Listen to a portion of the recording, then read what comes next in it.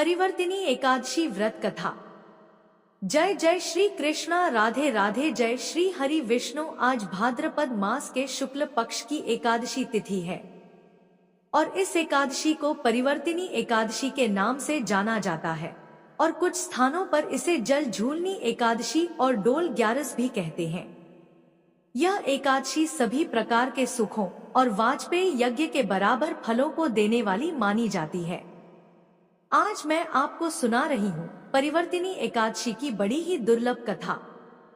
आज के दिन एकादशी माता और परिवर्तिनी एकादशी की पवित्र कथा को सुनने से मनुष्यों के सभी पाप और संकट कट जाते हैं और मनोकामनाओं की पूर्ति होती है तथा वैकुंठ की प्राप्ति होती है। तो आप सभी लोग बड़ी ही श्रद्धा और प्रसन्न चित्त मन से इस कथा को पूरा अवश्य सुनिएगा। तो आइए भगवान श्री लक्ष्मी नारायण जी के चरणों का ध्यान करते हुए इस पावन कथा को सुनते हैं। एक बार पांडु नंदन अर्जुन ने भगवान श्री कृष्ण जी से कहा, है माधव, भादों की शुक्ल पक्ष की एकादशी का क्या नाम है तथा उसके व्रत का क्या विधान है? उस एकादशी के उपवास को करने से किस फल की प्राप्ति होती है? अर्जुन कहते हैं, हे माधव, कृपा कर यह सब समझा कर कहिए। तब श्री कृष्ण जी ने कहा, हे पार्थ, भाद्रपद माह के शुक्ल पक्ष की एकादशी को परिवर्तिनी एकादशी कहते हैं। इस एकादशी की कथा के सुनने मात्र से ही सभी पापों का शमन हो जाता है, अर्थात नाश हो जाता है और मनुष्य स्वर्ग का अधिकारी बन जाता है। इस एकादशी की कथा से नीच पापियों का भी उद्धार हो जाता है। यदि कोई धर्म परायण मनुष्य एकादशी के दिन मेरा पूजन करता है तो मैं उसको संसार की पूजा का फल देता हूँ। जो मनुष्य मेरी पूजा करता है उसे मेरे लोक की प्राप्ति होती है। इसमें तनिक भी संदेह नहीं है। जो मनुष्य इस दिन मेरा कमल से पूजन करता है वे अवश्य ही मेरे समीप आता है। जो मनुष्य इस एकादशी के दिन भगवान श्री वामन का पूजन करता है वह तीनों देवता अर्थात ब्रह्मा, विष्णु, महेश की पूजा करता है। हे अर्जुन, जो मनुष्य इस एकादशी का उपवास करते हैं उन्हें इस संसार में कुछ भी करना शेष नहीं रहता। इस एकादशी के दिन भगवान विष्णु करवट बदलते हैं, इसलिए इसे परिवर्तिनी एकादशी कहते हैं।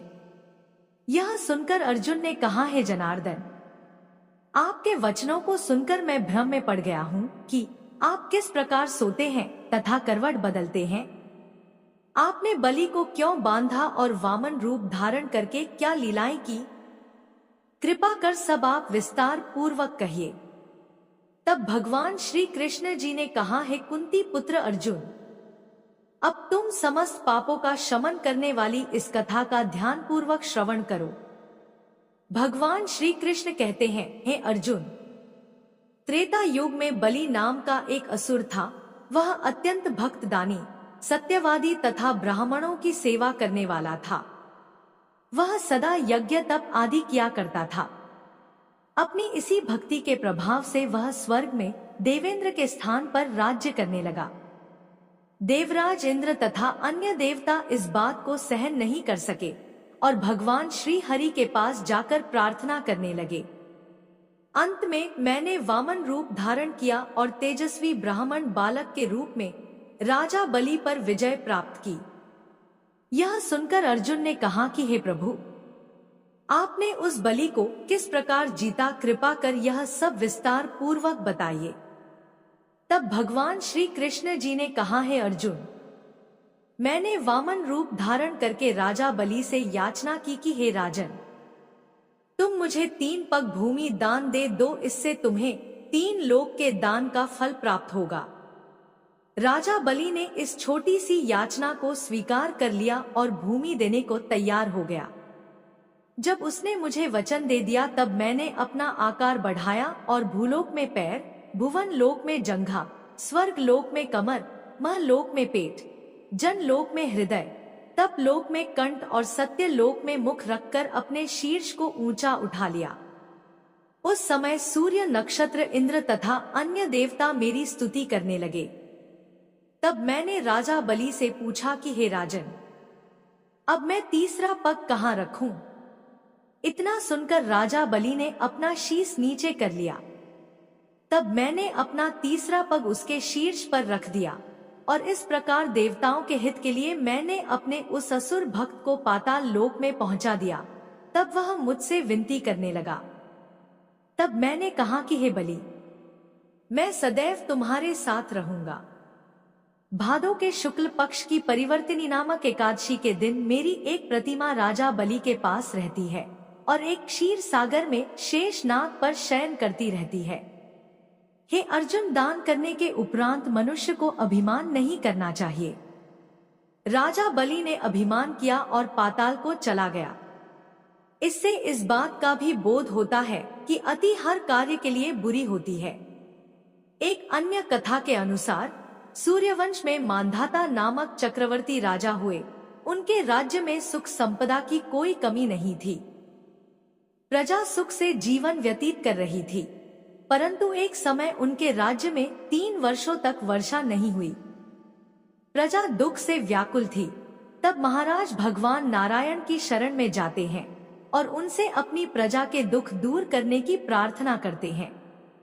राजा भादो माह के शुक्ल पक्ष की एकादशी का व्रत करते हैं। इस प्रकार व्रत के प्रभाव स्वरूप राज्य में वर्षा होने लगती है और सभी के कष्ट दूर हो जाते हैं। राज्य में पुनः खुशियों का वातावरण छा जाता है। जल झूलनी एकादशी अर्थात परिवर्तिनी एकादशी के दिन जो व्यक्ति व्रत करता है उसे भूमि दान करने और गौ दान करने के पश्चात मिलने वाले पुण्य फलों से अधिक शुभ फलों की प्राप्ति होती है। इसके बाद अर्जुन ने कहा, हे माधव, अब आप मुझे इस एकादशी का महत्व और विधि बताइए।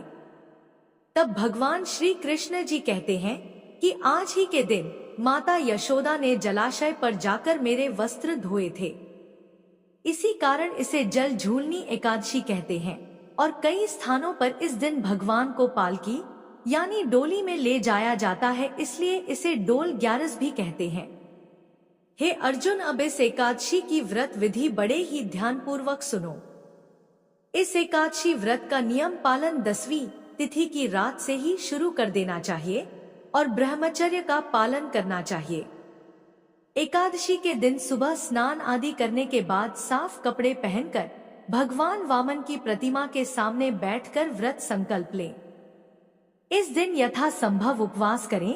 उपवास में अन्न ग्रहण नहीं करें। संभव ना हो तो एक समय फलाहार कर सकते हैं। इसके बाद भगवान वामन की पूजा विधि विधान से करें। भगवान वामन को पंचामृत से स्नान कराएं। स्नान के बाद उनके चरणामृत को व्रती अपने और अपने परिवार के सभी सदस्यों के अंगों पर छिड़के और उस चरणामृत को पिए। इसके बाद भगवान को गंध पुष्प धूप दीप नैवेद्य आदि पूजन सामग्री अर्पित करें। इस दिन पूरे समय भगवान विष्णु का जाप करते रहना चाहिए और साथ ही साथ भगवान शिव और माता पार्वती का ध्यान करने से भी भगवान श्री लक्ष्मी नारायण जी की कृपा प्राप्त होती है। व्रत के अगले दिन वेद पाठ करने वाले ब्राह्मणों को भोजन कराकर दान दक्षिणा दे। ऐसा करने से घर में सुख शांति ऐश्वर्य में वृद्धि होती है और निश्चित रूप से संतान सुख की प्राप्ति होती है। इस दिन सूर्य देवता को अर्घ्य अवश्य दें। केले के पेड़ की पूजा करें और गाय को चने की दाल और गुड़ अवश्य खिलाएं। रात्रि जागरण करने से जन्म जन्मों के पाप कट जाते हैं। घर आए हुए किसी भी व्यक्ति का अपमान नहीं करना चाहिए। ओम नमो भगवते वासुदेवाय नमः महामंत्र का जितना अधिक हो सके जाप करना चाहिए। भगवान को तुलसी मिश्रित जल अवश्य पिलाना चाहिए। विष्णु सहस्त्र नाम का जाप एवं भगवान वामन की कथा सुने। रात को भगवान वामन की मूर्ति के समीप ही सोएं और दूसरे दिन यानी द्वादशी के दिन वेद पाठी ब्राह्मण को भोजन कराकर दान देकर आशीर्वाद प्राप्त करें। जो मनुष्य यत्न के साथ विधि पूर्वक इस व्रत को करते हुए रात्रि जागरण करते हैं, उनके समस्त पाप नष्ट होकर अंत में वे स्वर्ग लोक को प्राप्त होते हैं। इस एक एकादशी की कथा के श्रवण मात्र से वाजपेयी यज्ञ का फल प्राप्त होता है। आइए अब श्रवण करते हैं तुलसी माता की कथा। इस कथा इस कथा को सुनने से ही एकादशी का व्रत पूर्ण माना जाता है। प्राचीन समय की बात है, एक परिवार में ननद और भाभी साथ साथ रहा करती थी। ननद का विवाह अभी नहीं हुआ था। वह तुलसी जी के पौधे की बहुत सेवा करती थी। नियम से तुलसी को सींचती और दीपक जलाती थी। लेकिन उसकी भाभी को यह सारी बातें बिल्कुल भी पसंद नहीं थी। जब कभी उसकी भाभी को बहुत ज्यादा गुस्सा आता तब वह अपनी ननद को ताना देते हुए कहती कि जब तुम्हारा विवाह होगा तो मैं इस तुलसी को ही बारातियों को खाने को दूंगी और तुम्हारे दहेज में भी तुलसी ही दूंगी। तुम जब देखो तुलसी की ही सेवा करती रहती हो। कुछ समय बीत जाने पर ननद का विवाह तय हो गया। विवाह के दिन भाभी ने अपने कहे अनुसार बारातियों के सामने तुलसी का वह गमला फोड़ दिया जिसकी सेवा उसकी ननद किया करती थी और तुलसी के पत्ते खाने के लिए कहा। तुलसी जी की कृपा से वह फूटा हुआ गमला कई सारे स्वादिष्ट पकवानों में बदल गया। भाभी ने गहनों के नाम पर तुलसी की मंजरी से बने हुए गहने अपनी ननद को पहना दिए। देखते ही देखते तुलसी जी की मंजरी से बने वह गहने भी सुंदर सोने जवाहरात में बदल गए। इतना ही नहीं, भाभी ने मारे क्रोध के वस्त्रों के स्थान पर तुलसी का जनेऊ रख दिया और वह भी सुंदर रेशमी वस्त्रों में बदल गया। अब जब ननद अपनी ससुराल में पहुंची तो ससुराल में तो उसके दहेज की बहुत प्रशंसा हुई। यह बात भाभी के कानों तक भी पहुंची तो उसे बहुत आश्चर्य हुआ। उसने सोचा कि उसने तो ननद के गहने, कपड़े और जनेव तक तुलसी जी के ही रखे थे और तुलसी की मंजरी रखी थी। यह सब जानकर भाभी को बहुत आश्चर्य हुआ। अब उसे तुलसी की पूजा का महत्व समझ में आ गया था। उस भाभी की भी एक बेटी थी। तब वह अपनी बेटी से कहने लगी कि बेटी, तुम भी तुलसी की सेवा किया करो, तुम्हें भी तुम्हारी बुआ की तरह फल मिलेगा। वह जबरदस्ती अपनी बेटी से तुलसी की सेवा करने को कहा करती, लेकिन बेटी का मन तो तुलसी की सेवा में लगता ही नहीं था। धीरे धीरे समय बीता, भाभी की लड़की बड़ी हो गई। अब उसके विवाह का समय आ गया। तब भाभी सोचने लगी कि जैसा व्यवहार मैंने अपनी ननद के साथ किया था वैसे ही अब मैं अपनी बेटी के साथ भी करूंगी, तो यह भी गहनों से लद जाएगी और बारातियों को भी खाने में तरह तरह के पकवान मिलेंगे और ससुराल में भी इसे बहुत मान सम्मान मिलेगा। यही सोचकर भाभी बारातियों के सामने तुलसी का गमला फोड़ देती है, लेकिन इस बार गमले की मिट्टी मिट्टी ही रहती है। मंजरी और पत्ते भी अपने ही रूप में रहते हैं। जनेव ने भी अपना रूप नहीं बदला और जब भाभी ने सभी बारातियों को खाने में तुलसी के पत्ते दिए तो यह देखकर सभी लोग और बाराती भी भाभी की बुराई करने लगे। भाभी ने लालच में आकर अपनी बेटी के दहेज में भी तुलसी के पत्ते और मंजरी आदि रख दिए थे। जब बेटी अपने ससुराल पहुंची तो वहां पर भी उसकी बुराई ही हुई। भाभी गुस्से के मारे कभी भी अपनी ननद को नहीं बुलाती थी। एक दिन भाई ने सोचा कि मेरी पत्नी तो मेरी बहन को बुलाती नहीं है, क्यों ना मैं ही अपनी बहन से मिलकर आऊं। यह सोचकर उसने अपनी पत्नी से कहा और कुछ उपहार अपनी बहन के लिए ले जाने की बात कही तो भाभी ने थैले में ज्वार भरकर कह दिया कि यह लो और कुछ नहीं है, तुम यही लेकर जाओ। तब भाई बहुत दुखी मन से अपनी बहन के पास चल दिया। रास्ते में वह सोचता रहा कि कोई भाई भला अपनी बहन के घर ज्वार कैसे लेकर जा सकता है। यही सोचकर वह एक गौशाला के पास रुक गया और ज्वार का वह थैला उसने एक गाय के सामने पलट दिया। तभी एक ग्वाले ने यह सब देख लिया। तब ग्वाले ने आकर भाई से कहा कि अरे, आप गाय के सामने यह हीरे मोती और सोना क्यों डाल रहे हो? इसे तो घास डालनी होती है। तब भाई ने मुड़कर देखा तो वह हैरान रह गया। फिर भाई ने ग्वाले को सारी बात बताई और धन लेकर खुशी खुशी अपनी बहन के घर चल दिया। दोनों भाई बहन एक दूसरे को देखकर बहुत प्रसन्न हो गए। तब बहन ने तुलसी माता से सच्चे मन से प्रार्थना की कि उसकी भाभी को सद्बुद्धि प्राप्त हो जाए और तुलसी माता की कृपा से उनके घर में सुख समृद्धि और धन के भंडार भर जाएं। तब कुछ दिनों के बाद देखते ही देखते भाभी का मन बदल गया और वह अपनी ननद को बहुत मान सम्मान देने लगी और अब वह भी सच्चे मन से तुलसी जी की सेवा करने लगी। तुलसी माता की कृपा से उनके घर में सुख समृद्धि के भंडार भर गए। उनके घर में अब कलह क्लेश नहीं होता था और सभी सुख से रहने लगे। प्रेम से बोलिए तुलसी माता की जय। अब आइए श्रवण करते हैं समस्त पापों का नाश करने वाली भगवान श्री हरि विष्णु की सच्ची कथा, जिसे सुनने मात्र से दुख दारिद्र्य समाप्त हो जाता है। कन्नौज में एक ब्राह्मण रहता था। उसका नाम अजामिल था।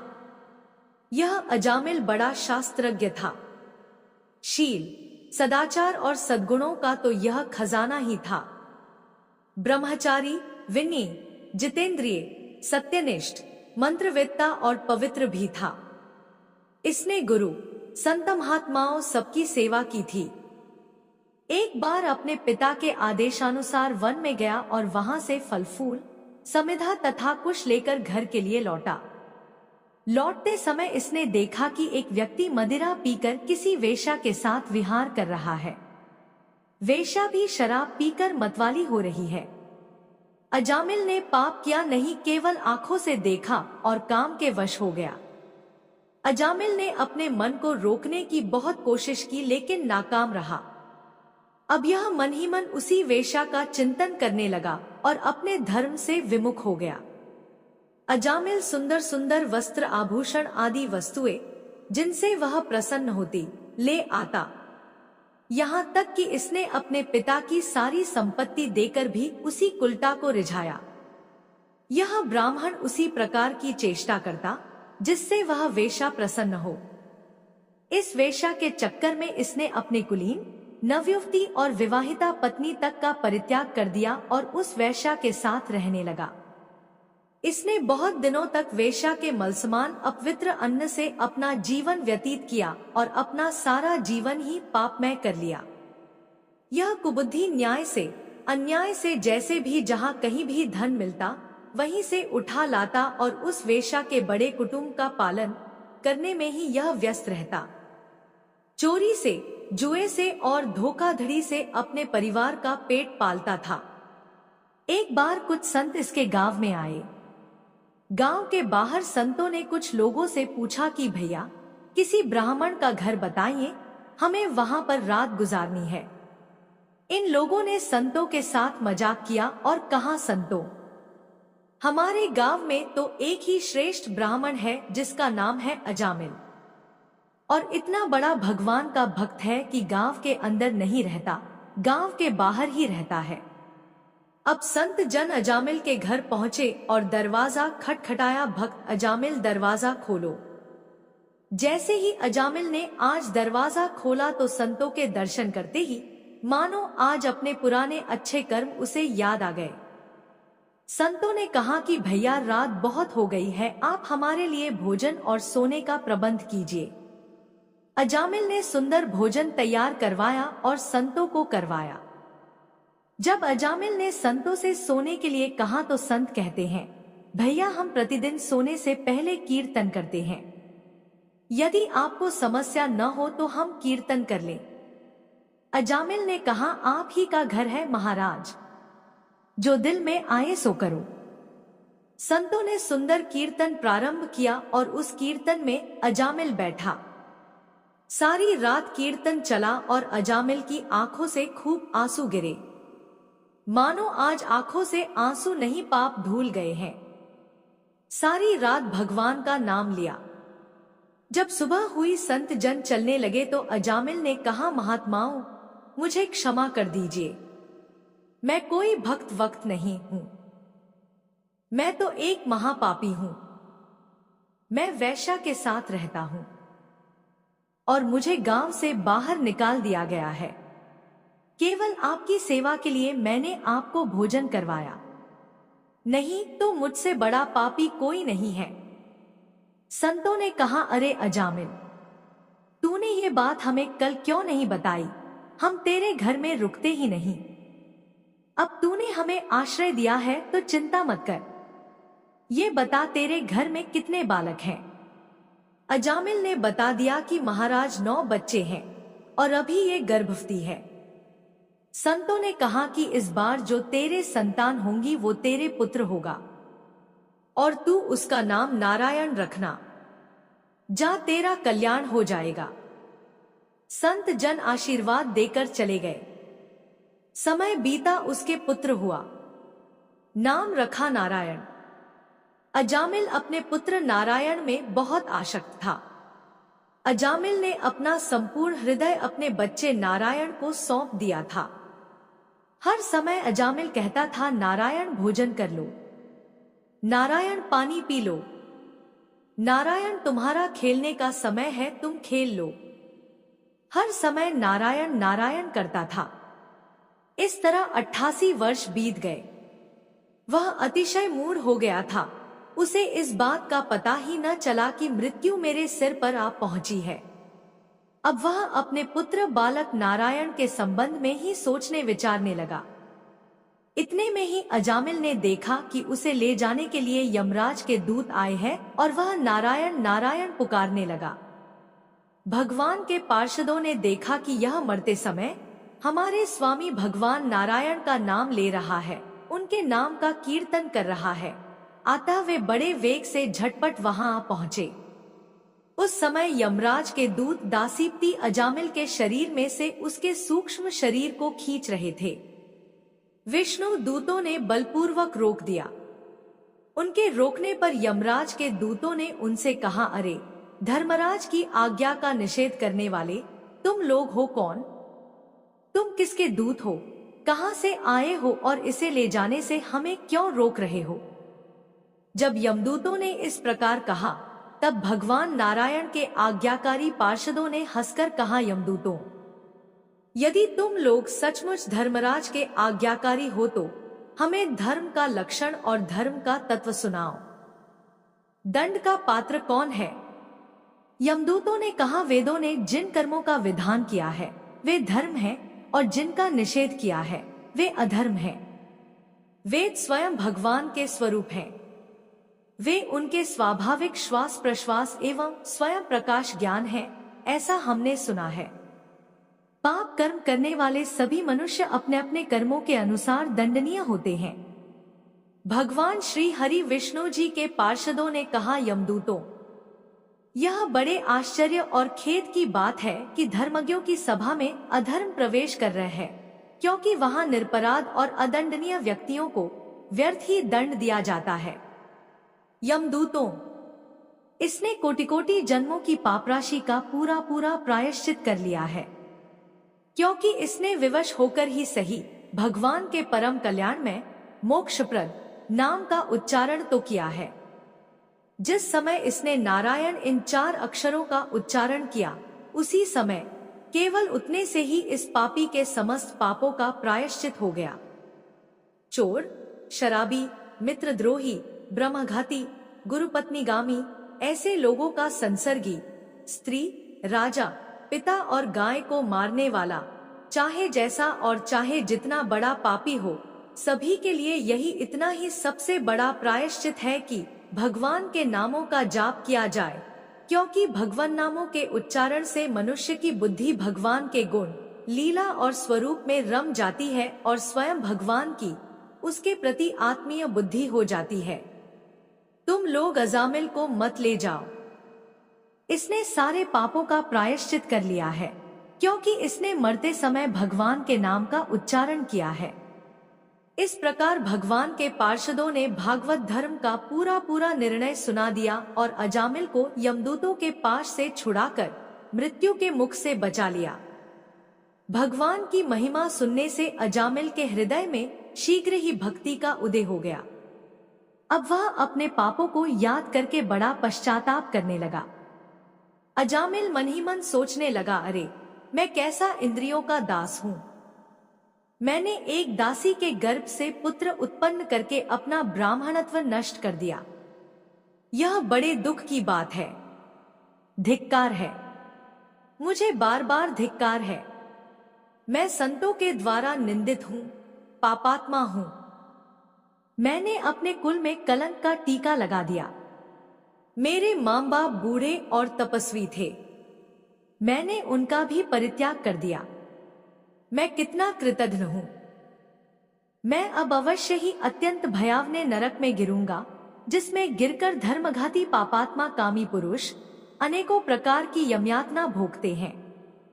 कहाँ तो मैं महाकपटी, पापी, निर्लज्ज और ब्रह्मतेज को नष्ट करने वाला, तथा कहाँ भगवान का वह परम मंगलमय नारायण नाम। सचमुच मैं तो कृतार्थ हो गया। अब मैं अपने मन, इंद्रिय और प्राणों को वश में करके ऐसा प्रयत्न करूंगा कि फिर अपने को घोर अंधकार में नरक में न डालूं। मैंने यमदूतों से डर के अपने पुत्र नारायण को पुकारा और भगवान के पार्षद प्रकट हो गए। यदि मैं वास्तव में नारायण को पुकारता तो क्या आज श्री नारायण मेरे सामने प्रकट नहीं हो जाते? अब अजामिल के चित्त में संसार के प्रति तीव्र वैराग्य हो गया। वे सबसे संबंध और मोह को छोड़कर हरिद्वार चले गए। उस देवस्थान में जाकर वे भगवान के मंदिर में आसन पर बैठ गए और उन्होंने योग मार्ग का आश्रय लेकर अपनी सारी इंद्रियों को अन्य विषयों से हटाकर मन भगवान श्री हरि विष्णु में लीन कर लिया और मन को बुद्धि में मिला दिया। इसके बाद आत्मचिंतन के द्वारा उन्होंने बुद्धि को विषयों से पृथक कर लिया तथा भगवान के धाम अनुभव स्वरूप परब्रह्म में जोड़ दिया। इस प्रकार जब अजामिल की बुद्धि त्रिगुणमयी प्रकृति से ऊपर उठकर भगवान के स्वरूप में स्थित हो गई, तब उन्होंने देखा कि उनके सामने वे ही चारों पार्षद जिन्हें उन्होंने पहले देखा था खड़े हैं। अजामिल ने सिर झुकाकर उन्हें नमस्कार किया। उनका दर्शन पाने के बाद उन्होंने उस तीर्थ स्थान में गंगा के तट पर अपना शरीर त्याग दिया और तत्काल भगवान के पार्षदों का स्वरूप प्राप्त कर दिया।